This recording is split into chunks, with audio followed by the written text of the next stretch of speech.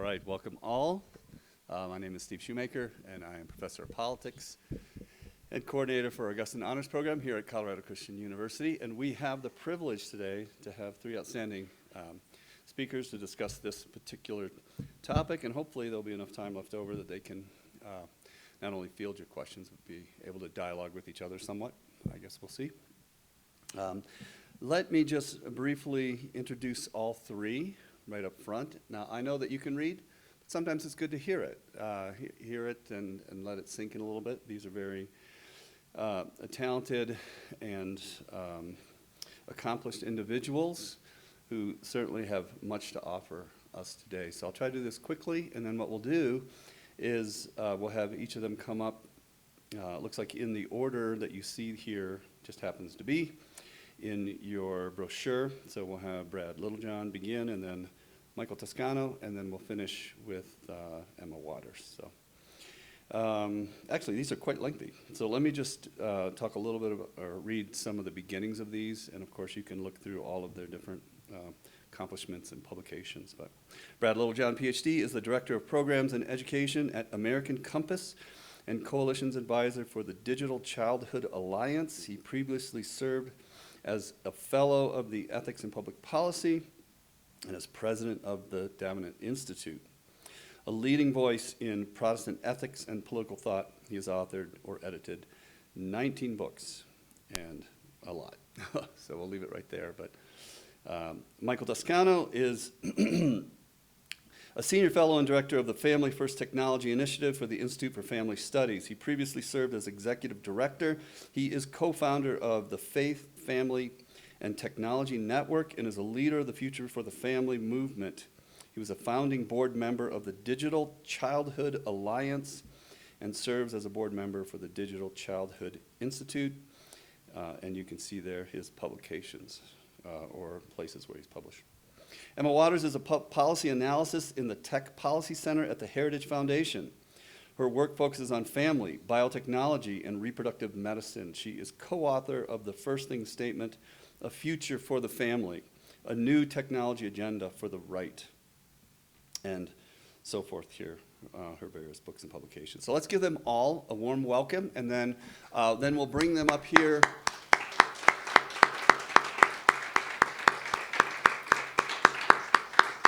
First with Brad Littlejohn, and then without any further induction. Okay, thank you. Thank you so much. It's a pleasure to be here. This is my, I think my first time speaking here at CCU was right here on this stage like nine years ago. So this talk is entitled "Stop Hacking Humans." This is a piece of a much longer essay that Emma and I and Claire Morell, who you heard last night, wrote earlier this year. So if you like it, I encourage you to look it up and read the whole long version there. But in spring 2020, as social distancing became the norm, and almost the whole world, it seemed, retreated online, one industry particularly struggled to rework its business model: pornography studios. For their product, 6 feet apart might as well be 6 miles. It didn't take long, though, before the free market worked its magic and hit upon a solution. A UK-based site, OnlyFans, had developed a subscription-based service for content creators, many of whom were already specializing in pornographic content. With adult models unable to shoot in the studio, many set up direct-to-consumer services on the platform. Meanwhile, with bars and clubs shut down, sex-starved singles quickly provided a surge in demand to match the surging supply. Between March and April 2020, the user and creator bases both jumped by 75%. By the end of the year, the site had 85 million users and 1 million creators. The vast majority paid to perform virtual sex acts, making it the largest prostitution ring in history. After numerous stories revealed that many of the performers were minors, a public outcry led the site to ban pornography for 6 days. The market revolted, OnlyFans backpedaled, and its meteoric rise continues to this day. Now, from one perspective, OnlyFans is a textbook example of how the market, leveraging technological innovation in a digital age, can respond almost immediately to tackle disruptions, match supply to demand, and maximize consumer utility. From another, and I hope the perspective you all would approach it. It is Exhibit A in the moral limits of markets and the tendency of modern technology to hack the human person in the pursuit of profit. See, an oversimplified version of free market theory, which many Americans have been seduced into applying to digital technology over the past 3 decades, allowing it to become the largest and most concentrated industry the world has ever seen, assumes that consumers are rational agents acting in their own self-interest to maximize their utility. From this standpoint, the more choices, the better. After all, since everyone's preference profile is a bit different, the more options there are, the more likely each individual is to find something that's perfect for them. The miracle of digital technology is its ability to apply this theory in real time, far better than older forms of industrial capitalism. For while hardware may remain fairly standardized, software allows for infinite permutations in response to users' desires. Our ordinary common sense, however, and the universal testimony of philosophers in every age, knows that most humans are thoroughly irrational. Our wills are often hijacked by impulsive desires for food, sex, and fame, fleeting pleasures that may well be at odds with our true flourishing. Left to our own devices, we tend to find shortcuts to happiness, paths of least resistance that will gratify today, even if they may come back to bite us tomorrow. And today, our devices are more than happy to provide such shortcuts. So in our essay for the New Atlantis earlier this year, Claire, Emma, and I referred to this pattern as one of human hacking. Each technological hack has the following 4 features. First, it discerns a real human desire or longing. Second, it identifies a technique that could enable us to meet that desire. A technique which, third, bypasses ordinary human functions. 4, in a way that, while it may be pleasurable and often highly profitable in the short term, threatens the long-term health of the individual and the society. But just why is our habit of hacking so profitable?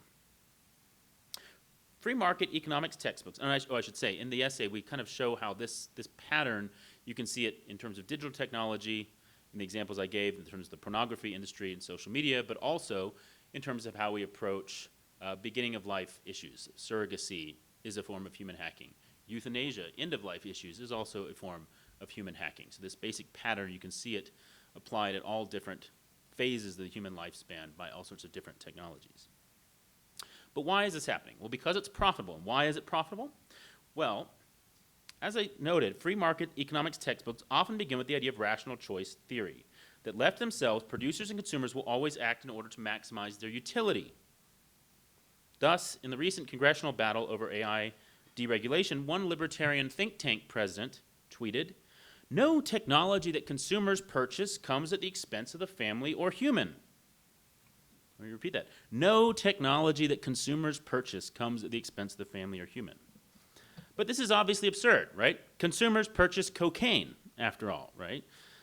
Seeking a temporary pleasure that will harm them over the long term and perhaps render them addicted and unable to stop purchasing it. Drug dealers, however, can maximize their profits by exploiting this hack of human nature. Now, properly understood, free market theory recognizes that this is in fact a case of what economists call market failure. It's one in which our future selves are forced to bear the cost of a market exchange in the present. And this is especially the case if the sellers of such products deceive us about their addictive character. Free markets only work if there is accurate information. Now, so we recognize, or we used to recognize, that there can't be a genuinely free market in addictive substances. So we've traditionally either banned them or else highly regulated them, especially for children who are unable to exercise rational choice in such matters.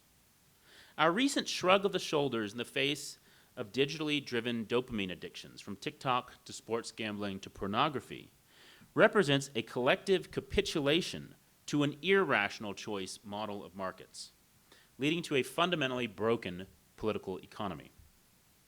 In this political economy of hacking, there is money to be made twice over, in selling the product and in selling its cure. An unhealthy society, America has learned, is capable of generating a lot more GDP than a healthy one. There's money to be made selling junk food, and then money to be made on Ozempic. There's money to be made on fentanyl, and then money to be made on Narcan and rehab clinics. There's money to be made on anxiety-inducing social media apps, and then money to be made on therapy. There's money to be made on online pornography, and money to be made on parental controls and filtering software. As a society, we've made a devil's bargain with technology. We will take the benefits now and worry about the side effects later, trusting that by the time they catch up with us, there will be a technological treatment for those side effects. This was also the basic mindset behind the transgender healthcare delusion. We have no idea what the long-term effects of puberty blockers are, but we'll tackle that problem when we come to it. Borrow now, pay later. That has become the American way. Today, however, the bill is coming due. But are we ready to pay the price of changing our habits today to avoid dystopia tomorrow? Well, we've been told for decades that you can't stand in the way of innovation, nor should we want to. But we're not facing a choice between libertarianism or Ludditism. Markets, like rivers, will follow the path of least resistance. And left entirely to themselves, they can wash away whole communities. Thus, I would argue that the makers of technology policy should take inspiration from one of the most successful and underrated branches of the U.S. government of the years, the U.S. Army Corps of Engineers. It recognized that you can't stop a river from flowing, but you can stop it from catastrophically flooding. The trick is to channel it, to close off certain avenues of advance, and then allow the river, of its own power, to forge and deepen an alternative path to the sea. Sometimes a longer path, but one more likely to serve as a force for life rather than death. In just the same way, the government can channel technology development in certain directions, toward human flourishing and the strengthening of the family, and away from results that undermine these ends. When hacking the human person gets too easy, the state may have a role to say no, shutting doors to harmful and lazy shortcuts. But note that this is not a no to innovation. Rather, it's an invitation to try harder at innovation, to explore new directions. Consider one of the most significant no's to technology of recent decades, which was President George W. Bush's ban on federal funding for stem cell research that destroyed human embryos. At the time, he was pilloried by many in the scientific community for standing in the way of progress, condemning medicine to ignorance and impotence in the face of intractable diseases. But in reality, what happened is the executive order ended up channeling innovation and promising new directions. Before long, two researchers, Shinya Yamanaka and John Gurdon, produced pluripotent stem cells from adult tissues, circumventing the need to destroy fetal embryos for stem cell research. They went on to win a Nobel Prize for this work.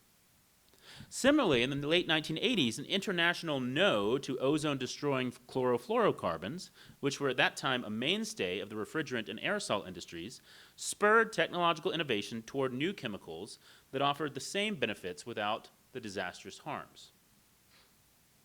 So it is generally not the task of policymakers, at least outside of wartime R&D initiatives, to specify in advance what the outcomes of technological innovation should look like.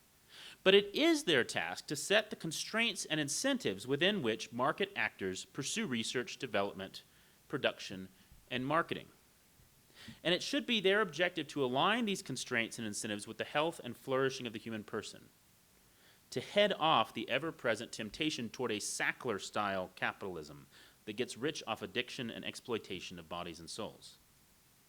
Sometimes, as in the case of embryonic stem cells or certain kinds of addictive drugs, this means hard bans, right? Just saying you're not allowed to sell this product or offer this service. More often, though, it takes the form of subtle nudges within the choice architecture of the political economy. Taxes, subsidies, research grants, patents, and other regulatory tools available to the state. Our problem when it comes to governing technology has not been a lack of levers to pull, but a lack of interest in pulling them.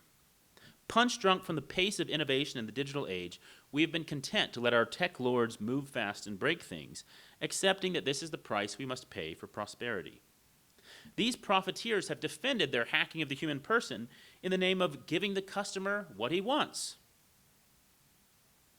But we cannot pretend to such naivete.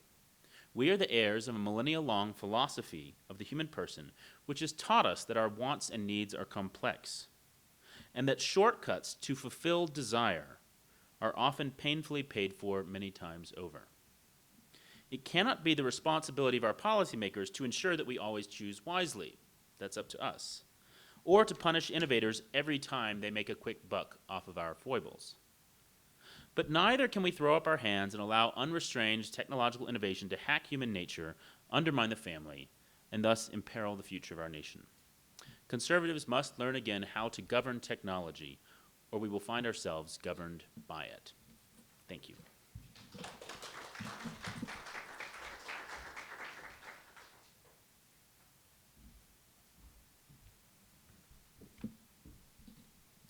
Thank you, everyone. So grateful to the Centennial Institute and CCU for having us here to talk to you about this important topic. And also just want to say I'm delighted to be on this panel with my friends, Brad and Emma, with whom I work very closely on a number of these ideas and policies. But I also want to say that today I'm testing out something a little new. And it turns out that I'm going to draw some conclusions that are fairly different than the ones that Brad just presented. My talk is called Homo Faber's Revenge. One of the most encouraging developments of the last 10 years is that many American parents, lawmakers, and clergy have come to believe that they are duty-bound to shape how technology affects their families, communities, and nation. It falls to the everyday people, the ho-hum people, we have come to realize, to do what was once called impossible, to constrain the technological powers that harry us and our families. I believe that that is the main impetus for why we are here this weekend. And this realization has been effective, fueling dozens of laws nationwide to make technology safer for kids. What we are confronting, however, is so intrinsic to our lives that it can be difficult to see in its totality. Put simply, we live in a society organized to accomplish the works of what Hannah Arendt and other great thinkers call Homo Faber, man the fabricator, man the inventor, man the engineer.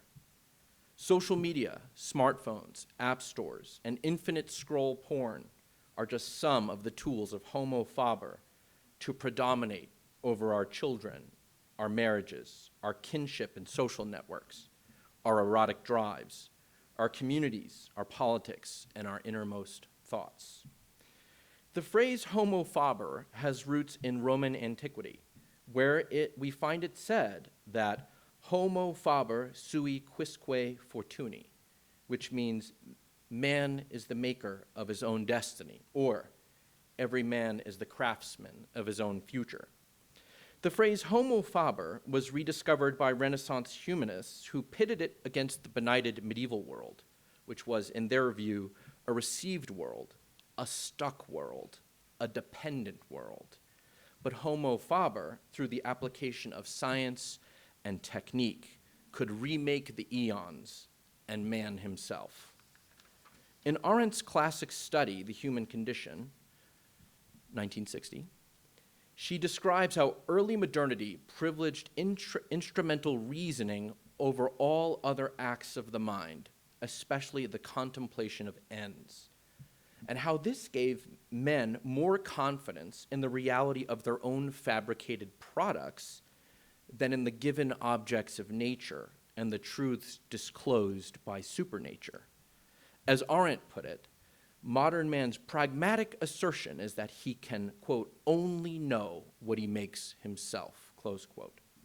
Society was reorganized accordingly to train men to technically refabricate nature. And those particularly gifted at these arts were elevated to the highest seat of cultural honor. Today, we are witnessing Homo faber at the height of his technical, political, and as we will see, theological powers. Now, with artificial intelligence, Homo faber is looking to create what it calls agents to make the labor of human beings useless, surpass the human mind with superintelligence, and carve up our social natures with human-like AI, replacing the need for lovers, friends, teachers, pastors, parents, husbands, and wives. This is an audacious project.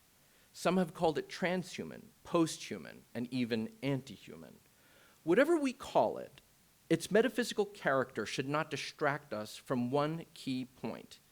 It advances and retreats by the same rules as any social struggle. To fully assert itself over society, it must win a culture war and capture political power. But it can accomplish little without the whip hand of the state. And the reverse is also true. Without the state's favor, it can be beaten back. What does it mean to live in a society dominated by Homo faber? We experience it most acutely in the fact that our lives must always give way to new technologies imposed upon us from the outside. Our lives are provisional. The tech, though brand new, is immediately the absolute.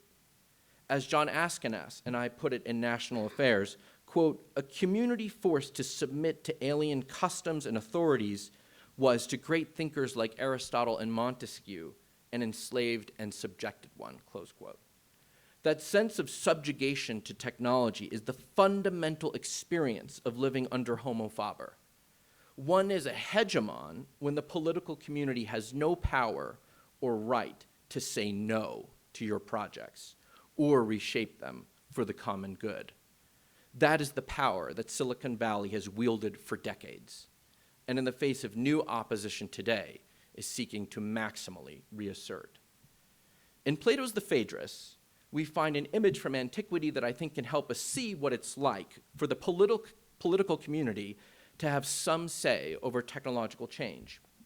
Socrates tells the story of Thuth, the inventor, who comes to the court of the Egyptian king Thamus to show off his many creations. To him came Thuth, Plato writes, and showed his inventions, desiring that the other Egyptians might be allowed to have the benefit of them. Thamus inquired about their several uses and praised some of them and censured others as he approved or disapproved of them. "O most ingenious Thuth," Thamus declared, "the parent or inventor of an art is not always the best judge of the utility or inutility of his own inventions to the users of them." Thamus knew that Thuth lacked the necessary detachment to truly judge the value of his own inventions. Not that Thuth lacked the gift of technical assessment, that he had in spades. But he could not judge the most important thing of all. Were his inventions good or bad for the people? Only Thamus, the king responsible for the entire community, could answer that. The ruler with the authority to say yes and no to technology is, admittedly, very strange to us. But history is replete with princes wielding authority over technologies to preserve the common good. Here are a few examples. In 1551, we have to go back pretty far to find some good ones, but to protect the livelihood of the peasantry, by an act of parliament, the gig mill was not permitted in England. In 1589, Elizabeth I refused a patent for the stocking frame knitting machine because it would strip her, as she put it, poor subjects of employment, thus making them beggars, close quote. James I later reinforced the patent's denial. In 1623, the Privy Council, which serves at the pleasure of the king, made it illegal to use needle-making machines for the same reason. Actions like this were standard for pre-industrial Europe in England and continentally. In fact, historian Carl Benedict Fry says, quote, resistance to technologies that threatened workers' skills was the rule rather than the exception, close quote. All this changed with the Industrial Revolution, which was firstly a political revolution in which the rights of the inventor were elevated over the constitutional rights of everyone else. Modernity is the age in which the state can only say yes to invention and instead must hitch its power to ceaseless technological change. Since then, Thamus as a figure has mostly disappeared from history, but we still see traces of him. And I think, actually, I'm not going to go through my examples because I think Brad named several earlier that I think work very well here. So, stem cell research, nuclear treaties, and others, age verification for pornography sites. But the works of Thoth are different. They are everywhere. For the last 10 years, lawmakers have been doing all in their power to force big tech to act according to its better angels, and like clockwork. They end up shocked at the depths to which these companies are willing to descend. Granted, to Brad's point, the attention economy has minted numerous billionaires, so there is the greed factor. But greed is not the driving force of Silicon Valley's compulsion to engineer and create. As a city, as a community, and a cultural force, it is spiritually committed to one thing: making the object, bringing it into the world, unleashing its power. Silicon Valley has what Matthew Crawford called the mindset of do-somethingism that technologists are prone to, close quote. Crawford sees this spirit operating in full in J. Robert Oppenheimer. When Oppenheimer was asked why, despite his moral reservations, he made the atom bomb, he reportedly said, quote, "When you see something technically sweet, you do it." Oppenheimer, Crawford says, was referring to the pleasure of solving problems and combining technical capacities in new and exciting ways, close quote. This pleasure overrode Oppenheimer's scruples. And likewise, Crawford writes, the inventors of social media, engrossed in technical puzzles of their own, don't concern themselves with the question of whether their products are good, close quote. This unflagging drive to solve the puzzle explains why we always hear the news that some big AI CEO is worried that he's making a god, or even threatening all life on Earth, but the work must keep going. It is not in their nature to stop. Even Anthropic, the most publicly minded AI company, cannot quit the race. The best it can do is study its own progress as it develops technology that its own CEO fears will cause mass unemployment or worse. Only Thamus can stop Thoth, but Thoth holds all the power. Or as Arendt put it, this future man seems possessed by a rebellion against human existence as it has been given, which he wishes to exchange for something he has made himself. There is no reason to doubt our abilities to accomplish such an exchange, just as there is no reason to doubt our present ability to destroy all organic life on Earth via nuclear armaments. The question is only whether we wish to use our scientific knowledge in this direction, and this question cannot be decided by scientific means. It is a political question of the first order, and therefore can hardly be left to the decision of professional scientists, where it is left now. The rule of homo faber is when the political class confuses political questions for technical ones and sees its most important function as advancing technological power. Homo faber's power is being newly contested on the visible layer of public policy, as I briefly described above, but there is a more fundamental level where it moves unimpeded, the level of the administrative state, which big tech has effectively captured to advance its prerogatives. This is the culmination of a collaboration that has been unfolding since World War II, in which the ties between tech and the Department of War, as it has been recently renamed, have been so close at points that the line between them is fundamentally blurry. As an idea, AI was famously defined by mathematician Alan Turing, but AI as a functional technology is a different matter. As Susanna Glickman has shown, federal funding was essential for the development of AI. During the Cold War, Glickman explains, AI-related projects were slow and incredibly challenging, obviously, and private companies would not fund long-term research in the field. Because of this, funding from federal agents like the National Science Foundation and the Defense Advanced Research Project Agency, famously known as DARPA, were critical for AI R&D. Now, the AI Action Plan, which maybe you've heard of, recently issued by the Trump administration to coordinate dozens of federal agencies to accelerate AI, is the public ratification of this sub rosa collaboration between Silicon Valley and the state. Unleashing AI without constraint is emerging as the White House's explicit agenda. As Michael Kratsios, director of the Office of Science and Technology Policy, recently stated that the administration supports the moratorium on state regulation of AI, which is basically a rule, a law that would say you cannot regulate AI in any way for 10 whole years. This would crush any resistance to Silicon Valley's total dominance over our lives. What we are crying out for, I believe, is a politics of Thamus, but in a form that befits a republic, government by and for the people. We are seeing the first signs of it, but we need to go much deeper by applying democratic techniques to the administrative state itself, somehow. I'm not going to give you any answers there. I'm just going to raise the possibility of it.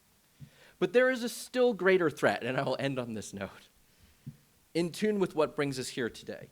Currently, the most influential theological work on AI, what it implies for human nature, the future, and the apocalypse itself, is being done by one of Homo Faber's favored sons, Peter Thiel, the renowned Silicon Valley investor, who has been arguing in interviews and closed-door seminars that efforts to stop AI from being unleashed on the world without safeguards is the work of the Antichrist. That is, to stop AI is the work of the Antichrist.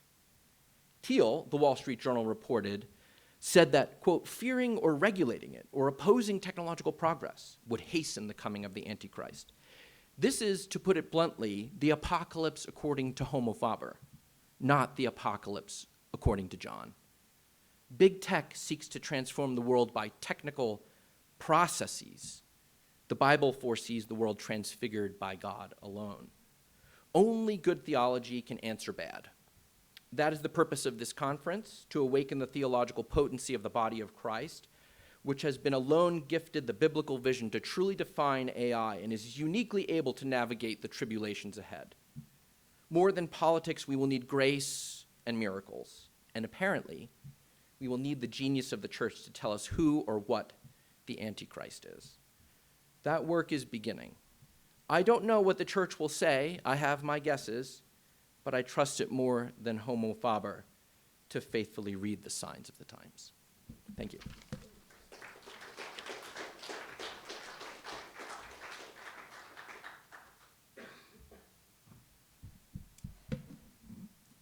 Well, good afternoon, everyone, and thank you to the Centennial Institute and CCU for hosting us here today.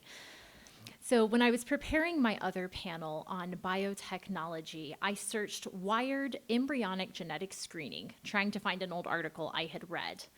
And a sobering list of headlines greeted me in that moment. And from the last 5 years alone, the first 5 headlines read, "Designer babies are teenagers now, and some of them need therapy because of it." "Genetic screening now lets parents pick the healthiest embryos." "A genetic curse, a scared mom, and the quest to fix embryos." And of course, CRISPR babies, IVF, and the ethics of genetic class warfare. And then right below that, 6th in line, a piece from March 30th, 2004 read, "Bioethics group speaks out. The President's Council on Bioethics says infertility clinics and assisted reproduction techniques need greater scrutiny. The group recommends legislation and research into fertility procedures and hopes the President will heed its call." And it hit me like a ton of bricks. Because despite the great work by many great men and women on the President's Council on Bioethics under President Bush's administration, the United States has continued to prioritize and passively accept technological progress over and against the well-being of the family, especially as it relates to the package deal of marriage, sex, and procreation and the sanctity of life beginning at that embryonic stage. President George W. Bush established the President's Council on Bioethics during his tenure in the White House from 2001 to 2009, with the explicit goal of organizing leaders in bioethics and science to, quote, advise the President on bioethical issues that may emerge. In particular, President Bush directed the Council to address cloning, embryonic stem cell research, and IVF regulation. In President Bush's 2006 State of the Union address, Bush urged Congress to pass legislation to prohibit the most egregious abuses of medical research, including human cloning in all of its forms, creating or implanting embryos for experiments, creating animal-human hybrids, and buying, selling, or patenting human embryos.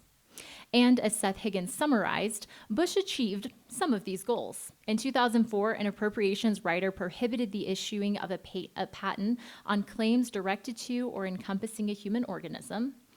That appropriations rider became law in 2011 as part of the America Invents Act. In 2002, Congress passed the Born Alive Infants Protection Act, and in 2004, the Unborn Victims of Violence Act, which made it a separate crime to cause the death of or bodily injury to an unborn child at any stage of development in the commission of certain specified violent federal crimes.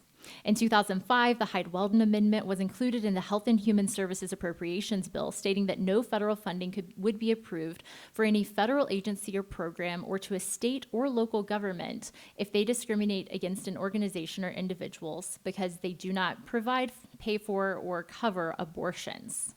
And as a final example, after Bush made the case in the State of the Union address, and following a recommendation from his Bioethics Council, Congress passed the Fetus Farming Prohibition Act, which banned the solicitation or receipt of human female tissue donated after pregnancy. And there were other wins, but there were many legislative wins that came from President Bush's time. And yet, reflecting on the President's Council and his own tenure as chairman, Leon Cass was wary of the long-term impact of the council. Take the issue of IVF governance, for example.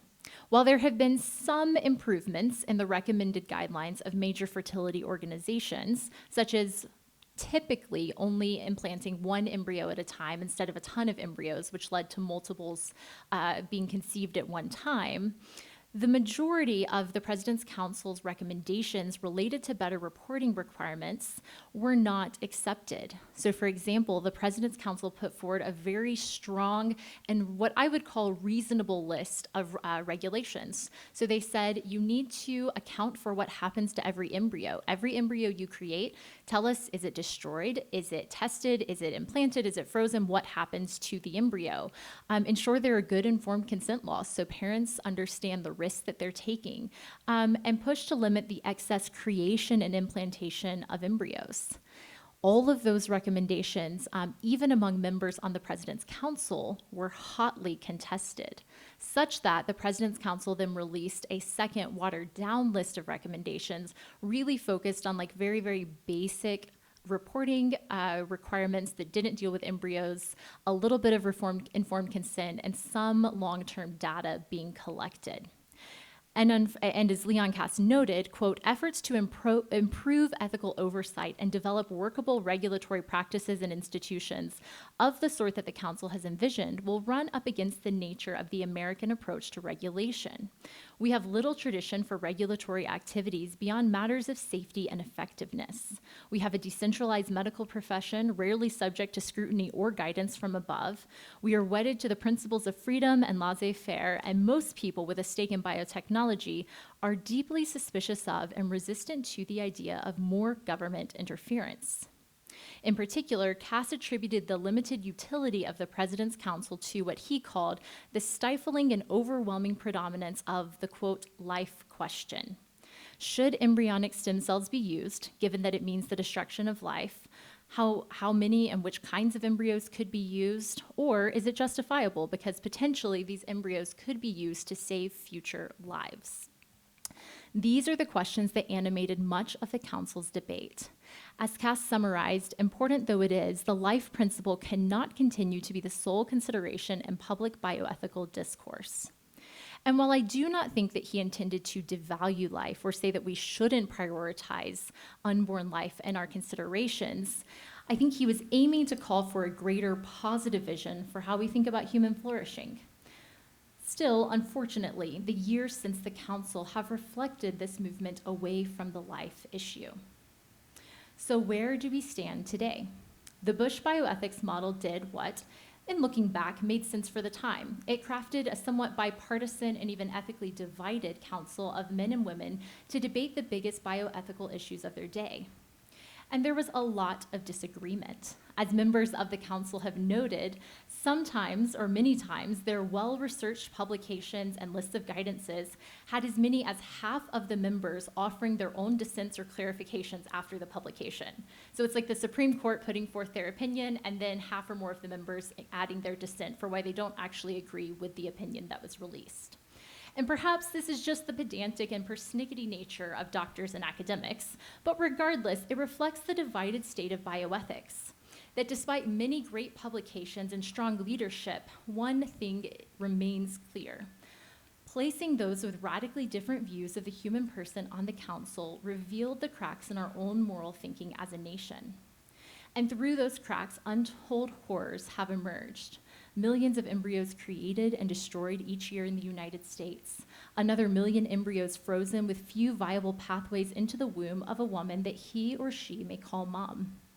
Orchid and other embryonic genetic screening companies are testing and selecting embryos based on their health, sex, IQ, personality, and even the looks of the embryo. Indeed, if you have $2,500, the money to afford IVF, and an iPhone, you as a parent can scroll to review which of your embryos are quote unquote fit or match your specifications and which ones don't. Some parents have publicly talked about how they avoided deafness by not choosing an embryo that could become deaf, a treatable condition with modern medicine. Others do it for IQ, personality, or family balancing goals with the sex of their children.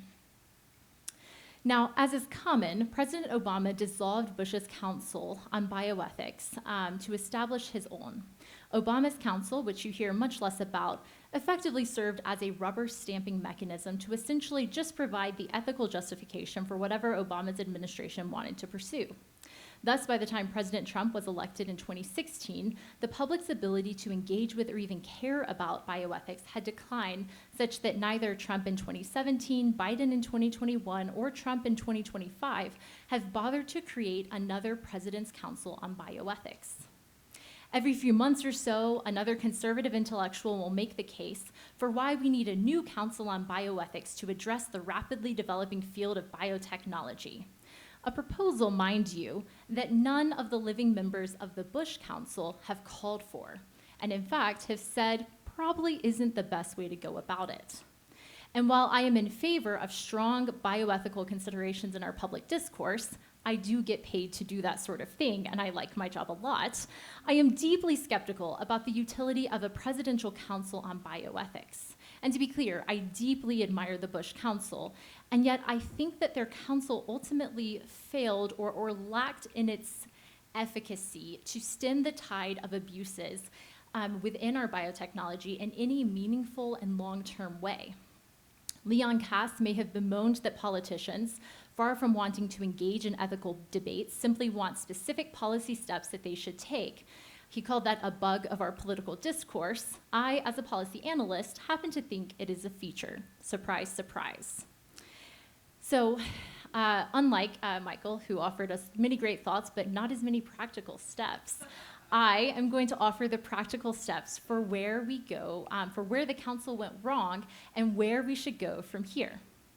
So first, where did the council go wrong? First thing, it began and ended as a top-down effort of bioethicists, researchers, and members of the medical community offering guidance to medical societies. Aside from President Bush's public remarks, which were fantastic, it was largely insulated from public debate or discussion. And while many have mourned the lack of bioethical considerations in the general public, I think it is in part due to the fact that the language of academia and science is too far removed from the daily interests and way of thinking about the world with the average American. It just doesn't make sense. As much as I like to talk about the importance of the physical embodiment of the human person and we are bodies, not just fill in the blank, it goes from there, that's not what the average person is thinking about, and it's not the way that they would maybe articulate it in their day-to-day life. It's not that we should reject substantive ethical work, but it must also be communicated to the public in a way that resonates. The President's Council, in many cases, was a little too abstract, too theoretical, and not practical enough, such that even members of Congress struggled to put it into action. Second, the council was, by and large, focused on working within the current system, continuing to tinker within the very narrow confines of embryonic stem cell research saves lives and embryonic stem cell research destroys life. Or, well, IVF is a given, therefore, how do we sort of limit or tinker or change IVF? But they didn't take the opportunity to fundamentally rethink the way that we approach these questions of medicine and health and biotechnology. And I think on this front, the council was largely a failure. Their attempt to debate which kind of embryos could be used in embryonic stem cell research fell flat, and in many cases didn't convince scientists or the public that we should not be destroying embryos in our search for medical breakthroughs. So there's a really interesting breakdown where multiple members outline different kinds of embryos we could use. Technically dead embryos with viable organisms could be constructed for embryonic stem cell research. Should we actually create synthetic embryos that we could then use for this research? Should we simply not touch it at all? These were the sorts of debates that they were having, which were very good, but again, failed to really communicate into how we practiced medicine and pursued biotechnology. And as Brad mentioned, the United States has largely moved away from embryo-destructive stem cell research. And that is because scientists discovered that embryonic stem cell research didn't quite work as well as they thought, at least not as well as they had hoped, while alternative approaches, such as reprogramming adult stem cells, emerged as a more effective option. This has impressed upon me a much greater truth, that in whatever technology we are debating, the best way to defeat a bad technology is to offer a better alternative. A fantastic example of this was shared with me by the Alliance for Regenerative Medicine in their efforts to address germline or embryo gene editing. So they sat down at the table, which can oftentimes be incredibly polarized and difficult to engage in, because similar to embryonic cell research, it oftentimes comes down to, are you standing in the way of innovation? What about all the lives that we could save with germline gene editing? What are you going to say against that? And instead, they took a step back, and they asked what I think is the million-dollar question. What is the unique problem that only germline gene editing can solve, given the many alternatives that have been developed in recent years? And it turns out there are only a very limited number of problems that germline gene editing addresses that other approaches don't address just as well, if not better. Somatic cell editing, a gene therapy, is advancing so rapidly in an ethical manner that the use cases of germline editing are vanishingly small. For example, in Huntington's disease, we just saw a huge breakthrough this past week in our ability to treat the disease through somatic cell therapies rather than relying on germline gene editing. So rather than try and moderate, water down, or place guardrails around a bad technology, the Alliance for Regenerative Medicine is pursuing innovative and radically new frameworks to address those same issues.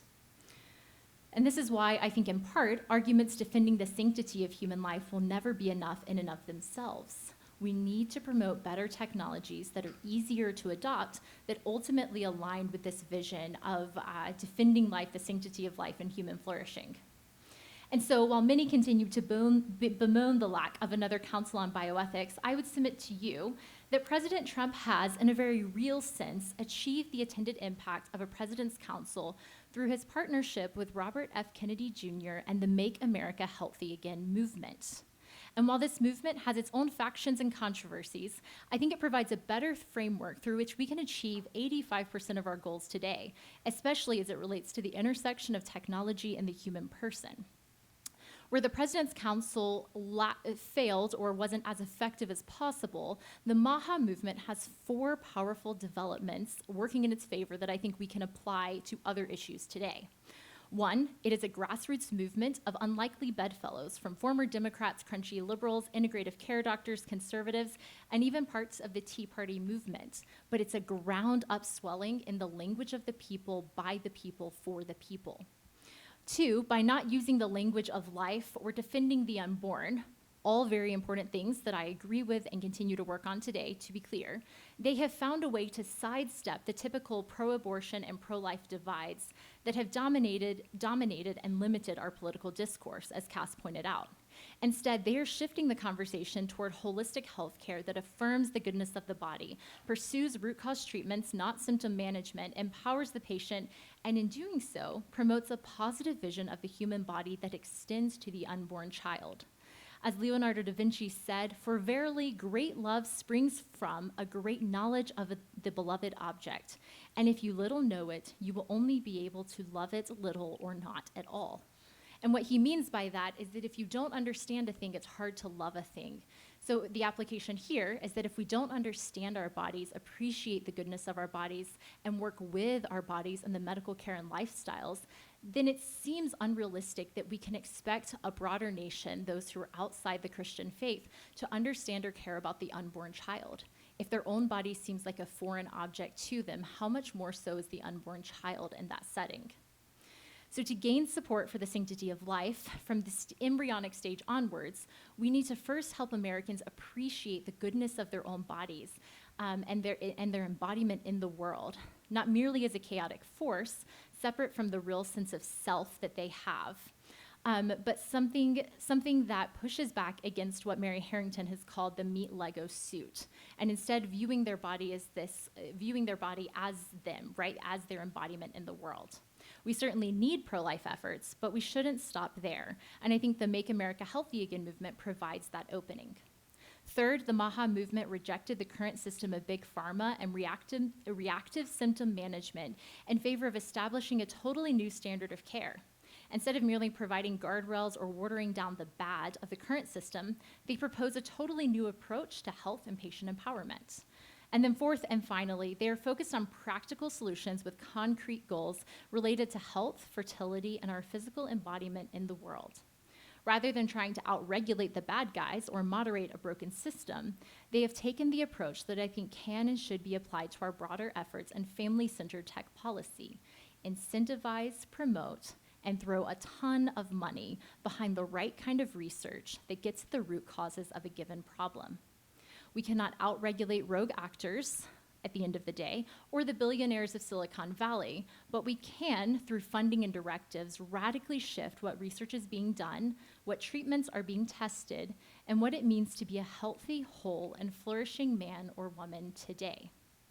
And very briefly, as I conclude, this has played out in very powerful ways in the last year when it comes to the question of infertility. So when the Alabama decision came out in February of 2024, every single Republican fell over themselves trying to be the first person to the microphone saying, "I support IVF and I'm pro-life and I'm pro-woman and IVF is the best and we're gonna protect it." And that was what everyone said everywhere. And so we started working, educating on IVF, the ethical abuses, the number of embryos destroyed, all the problems with it. But it struck me, as we learned from embryonic stem cell research, that the best way to address the issue of IVF wasn't by trying to provide narrowly tailored guardrails, which unfortunately, despite our best efforts today, are still not being adopted by Congress, but actually promote a radically new approach to how we think about it. So instead of simply saying, let's talk about IVF, you pivot altogether and say, no, let's talk about infertility, which is the ultimate issue we're pointing to. And when it comes to treating infertility, it turns out that IVF may be one way that you can get a child, but it actually bypasses the body and isn't all that reliably successful in its outcomes. Instead, what does it look like to actually treat the root causes of infertility and empower patients in that journey? And that has caught on like a wildfire in the United States. It's being passed on in states with Restore Act model legislation promoting root cause care for infertility. It's introduced on the federal level multiple times. We have in a single round gotten multiple appropriations riders in promoting restorative reproductive medicine. The New York Times, Washington Post, NBC, CNN, and every great force can't stop talking about it. The Trump administration's considering implementing it. And best of all the major fertility organizations hate us and are trying to kill it. And the more they try to kill it, the more successful it seems to become. And I think through that, we're seeing this incredible grassroots movement in the language of the people that isn't just focused on watering down a bad technology, but promoting a much better vision and putting the money behind it to make it succeed. Thank you.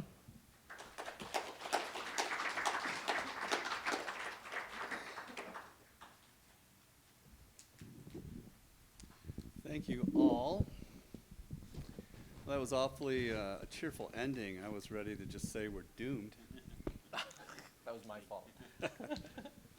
I mean, it's good. I mean, if we're thinking about the major points there, essentially, the free markets have failed us, and so conservatives need to take control again of free markets and put them in their place. And then the inventors have failed us for a perverse hubris, the desire just to be able to assert their power. And then if I could pick something negative in the third speech, our professional politicians have failed us. So, but it looks like there's hope, and the idea that maybe grassroots movements or the people at large in the United States are not dead yet. We're only mostly dead. So perhaps we can ride this new Maha movement and so forth. So, all right, a lot obviously to think about there and a lot to ask questions for. So I'm going to open this up here for questions. If you will raise your hand, I'll recognize you. And if you could stand and then go ahead and ask your question, that'd be great. Any questions? Yes. It's maybe not a question so much as, can you speak to just like the difference between IVF and restorative reproductive medicine? My understanding is the research that like shows the success of IVF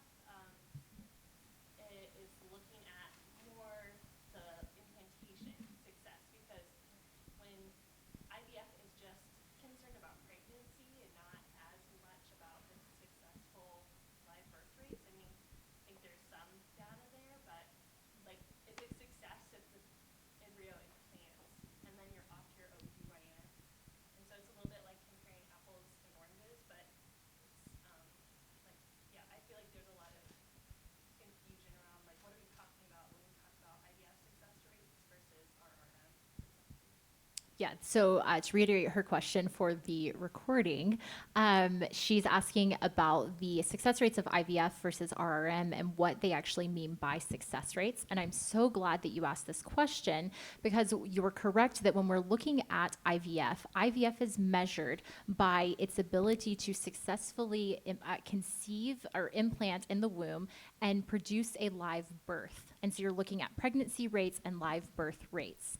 But what is left out of that equation? The number of embryos being formed.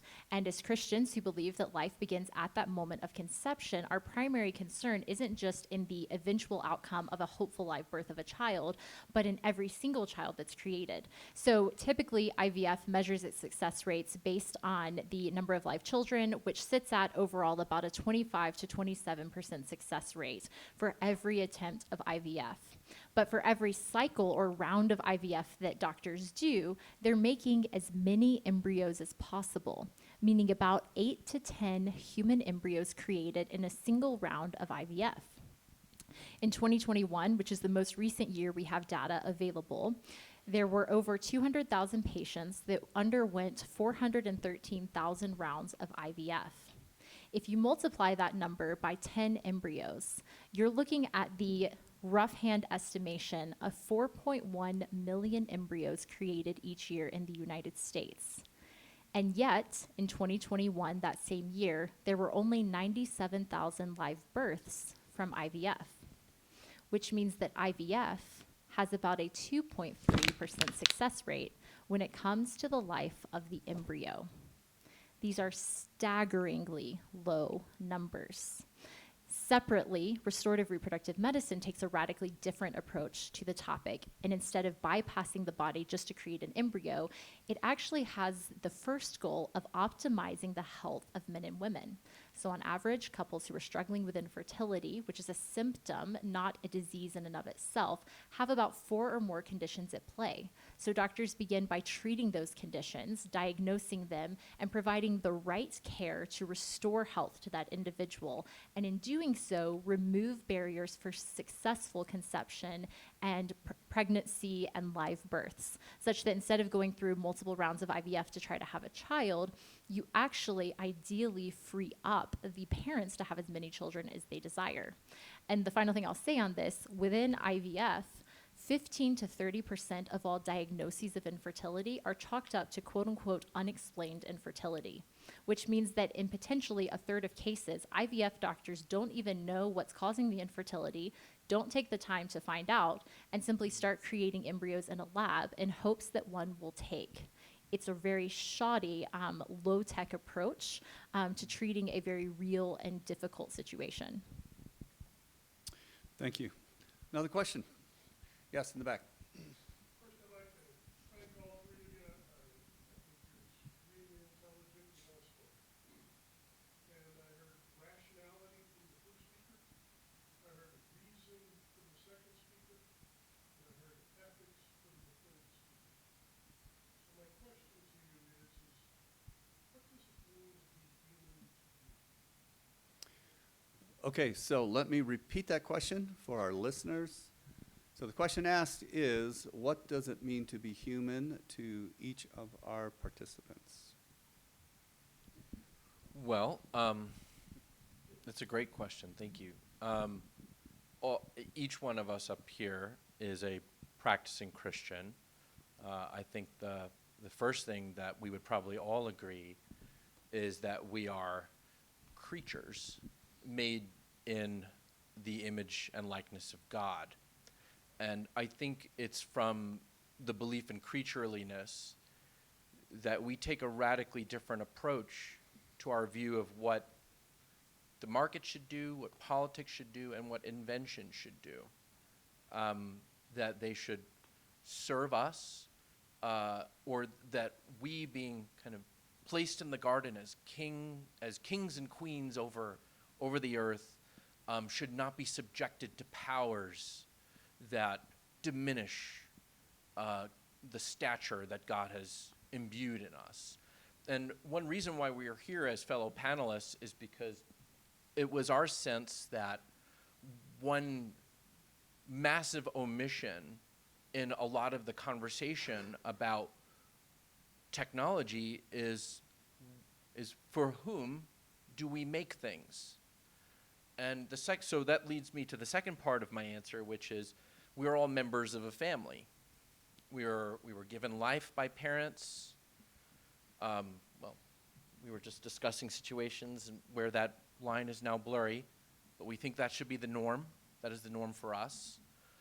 And then what if, we asked, we were to use family well-being as the principle around which we organized our technological order?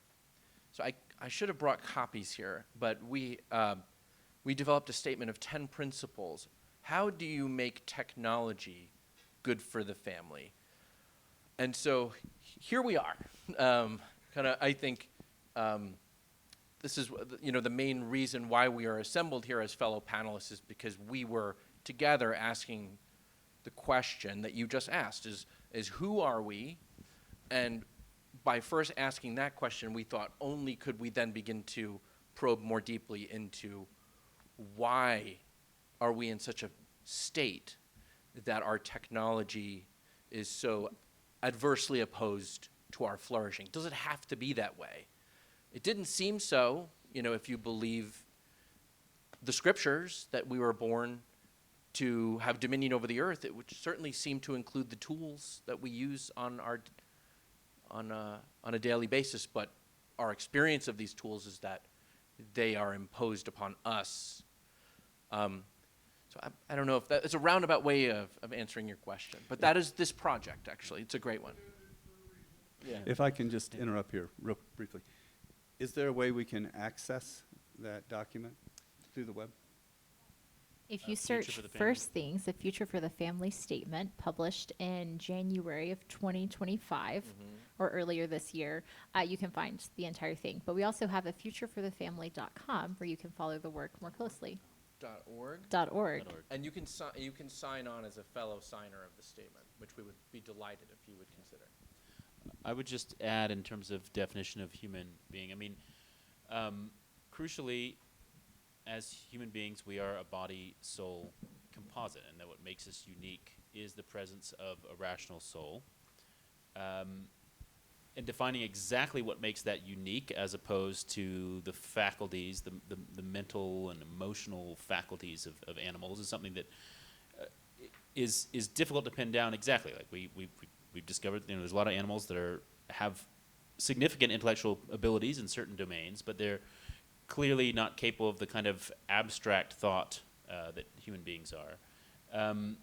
And they don't, crucially, they don't have the capacity to will and to reason about the good and to will the good as opposed to simply willing that which is on impulse, right? So, me talking about the way in which our desires, we often desire certain things, and the market satisfies those desires, but in fact, that's treating us like animals, which we have bodily desires, and they see some, the cow sees, cornmeal and goes and eats it, right? I assume that's what cows eat, right? I mean, as opposed to grass. Anyway, I don't know what they do feed them on feedlots, but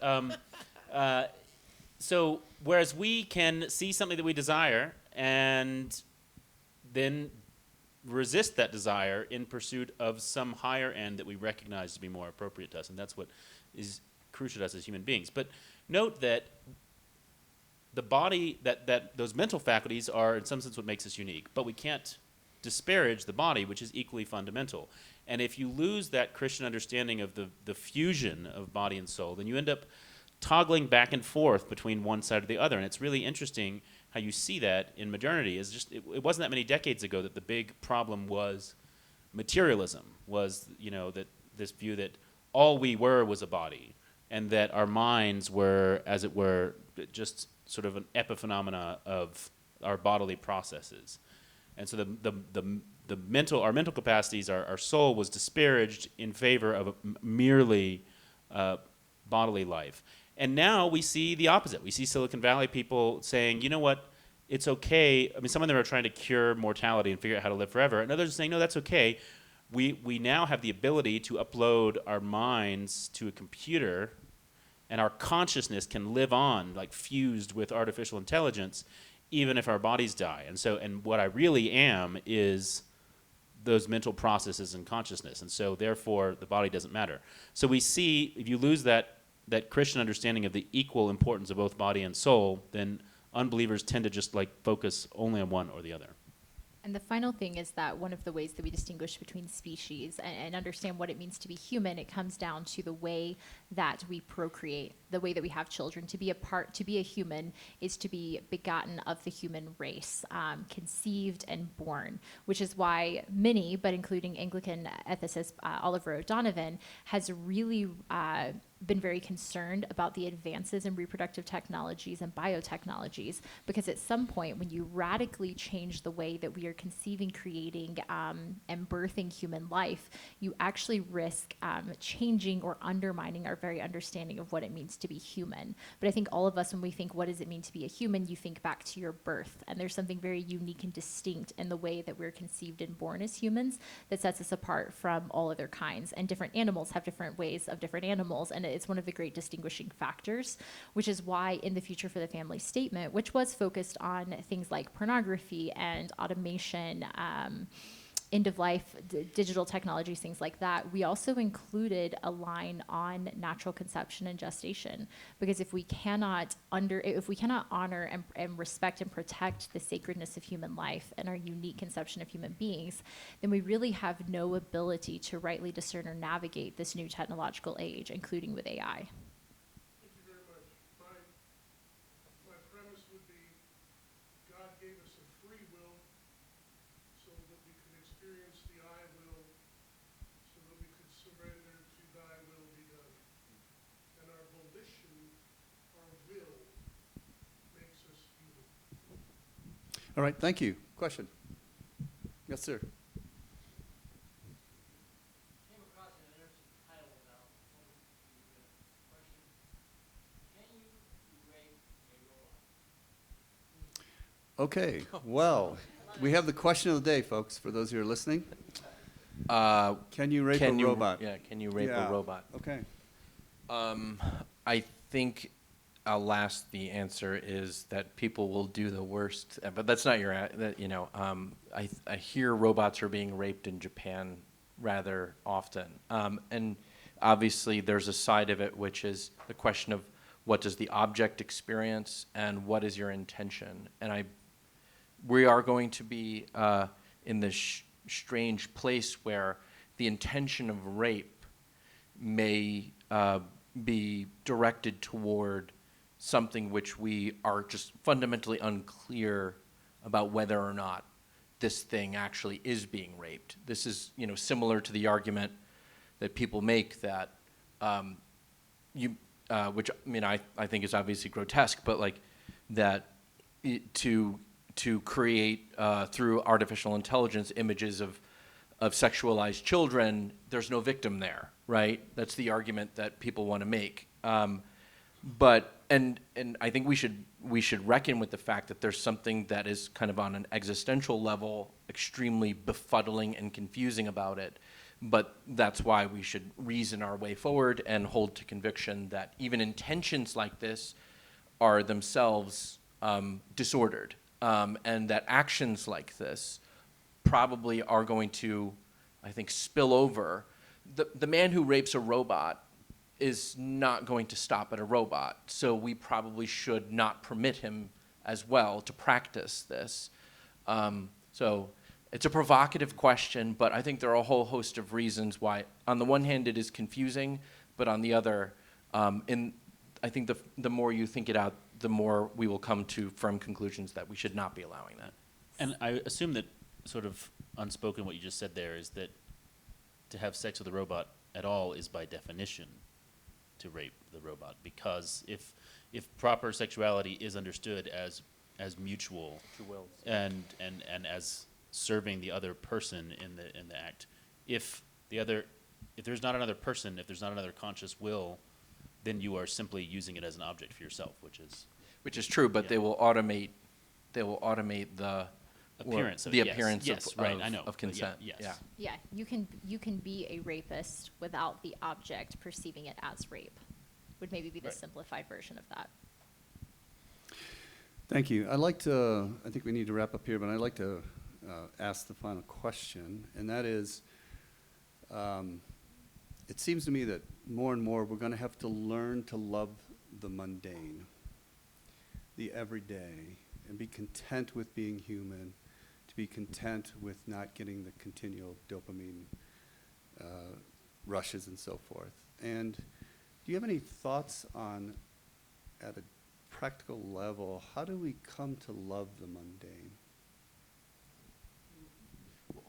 Gratitude, right? Prayer is a position of humility, where even if you're not actively saying, Lord, thank you for this, it's a position of I'm receiving something from something which is from a being which is far beyond me and created me.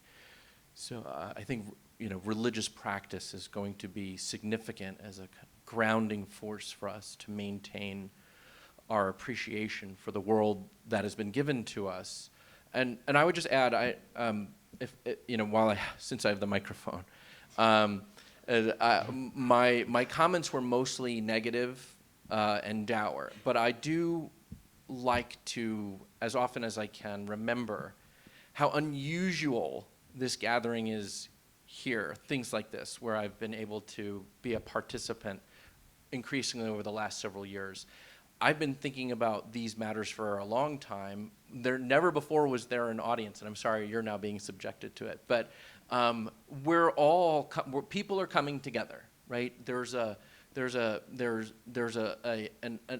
growing understanding that this is a problem, and where we begin to understand together that this is a problem, we're more likely to be able to reinforce the good habits and also to take collective action, to do things that, as I put it, in the beginning of my talk, that were previously seen as impossible.